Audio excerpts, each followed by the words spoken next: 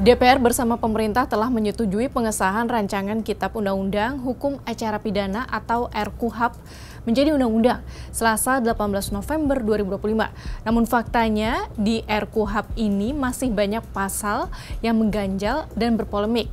Pasal yang menonjol berpolemik yaitu soal keadilan restoratif yang bisa dimanfaatkan untuk memeras dan memaksa para pihak untuk berdamai. Selain itu masih ada juga pasal rawan lainnya. Bagaimana penjelasannya?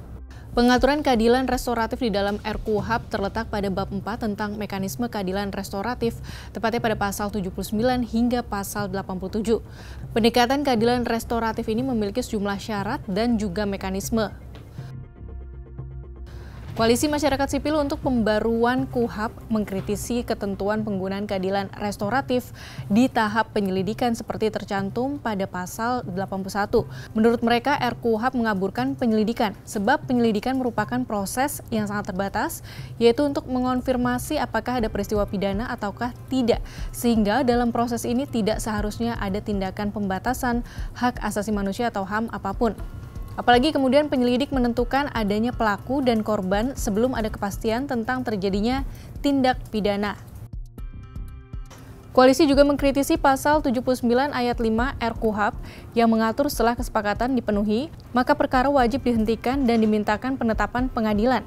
Adapun mekanismenya diatur di dalam pasal 83 RKUHP dengan urutan kesepakatan dibuat oleh pelaku, korban, penyelidik, atau penyidik. Kemudian kesepakatan itu menjadi dasar diterbitkannya surat penghentian penyelidikan. Apabila kesepakatan damai tercapai di tahap penyidikan, maka penyidik membuat surat penghentian penyidikan yang kemudian diberitahukan kepada jaksa penuntut umum dan dimintakan penetapan ketua pengadilan dalam kurun waktu 3 hari, yaitu di dalam pasal 84.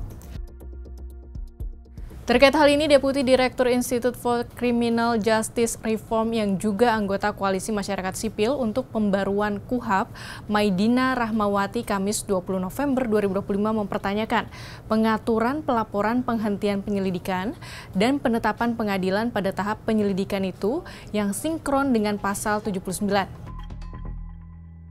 Adapun pasal 83 RKUHP tidak mengatur tentang kelanjutan surat penghentian penyelidikan itu harus dibawa kemana. Koalisi Masyarakat Sipil pun mempertanyakan mengapa keputusan penghentian penyelidikan itu tidak dilaporkan ke otoritas manapun. Menurut Maidina, hal itu menjadi ruang gelap di penyelidikan.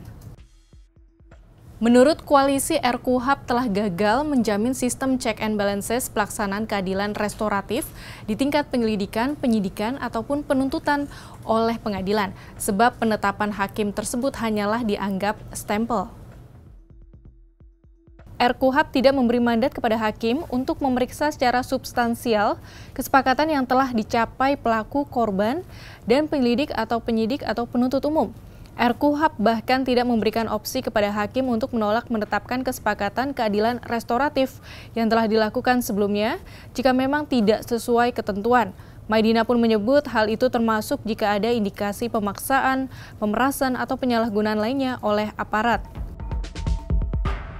Selain soal keadilan restoratif yang berpotensi membuka celah transaksional di RKUHP, masih ada lagi 4 kelompok pasal yang rawan. Pertama, kelompok pasal soal kewenangan upaya paksa seperti penggeledahan, penyitaan, dan penyadapan tanpa izin pengadilan karena dianggap mendesak.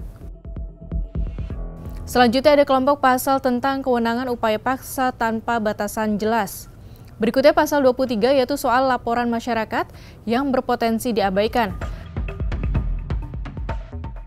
Dan kelompok pasal tentang hak korban serta saksi yang tidak operasional.